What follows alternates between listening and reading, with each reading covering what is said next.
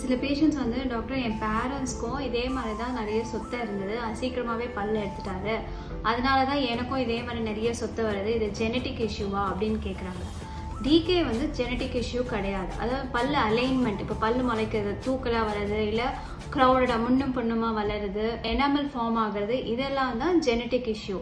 But பல்லில் சொத்தை வர்றது ஜெனட்டிக் இஷ்யூ கிடையாது. மேபி உங்கள் பேரண்ட்ஸ் சாப்பிட்றாத ஃபுட் ஹேபிட்ஸை நீங்கள் ஃபாலோ பண்ணுறதுனால, ப்ரஷிங் ஹேபிட்ஸை நீங்களும் ஃபாலோ பண்ணுறதுனால உங்களுக்கு டிகே வரலாமே தவிர இது ஜெனட்டிக் கிடையாது. ஸோ நீங்கள் ஃபுட் ஹேபிட்ஸ்னால் biscuits, chocolates and more of carbohydrates சாப்பிட்றத கம்மி பண்ணிவிட்டு ஃபைபர் கண்டென்ட் இருக்கிற ஃப்ரூட்ஸும் டெய்லி சாப்பிட்டாலே அது உங்கள் நேச்சுரல் ஸ்க்ரப்பாராக ஆக்ட் ஆகி சலைவாவை ஸ்டிமுலேட் பண்ணி டிகேவை கொஞ்சம் குறைக்கும். அதே மாதிரி மார்னிங் அண்ட் நைட் 2 வேளை ப்ரஷ் பண்ணிவிட்டு என்ன சாப்பிட்டாலும் பிளெயின் வாட்டர் வச்சு காகல் பண்ணணும். ஈவன் காஃபி, டீ குடித்தா கூட காகல் பண்ணணும். சப்போஸ் உங்கள் பேரண்ட்ஸ் வந்து நிறைய காஃபி குடிக்கிறாங்கன்னு வச்சுக்கோங்க, அதே ஹேபிட் தான் உங்களுக்கும் இருக்கும், நிறைய காஃபி குடிக்க, ஒரு நாளைக்கு 4 to 5 times காஃபி குடிக்க.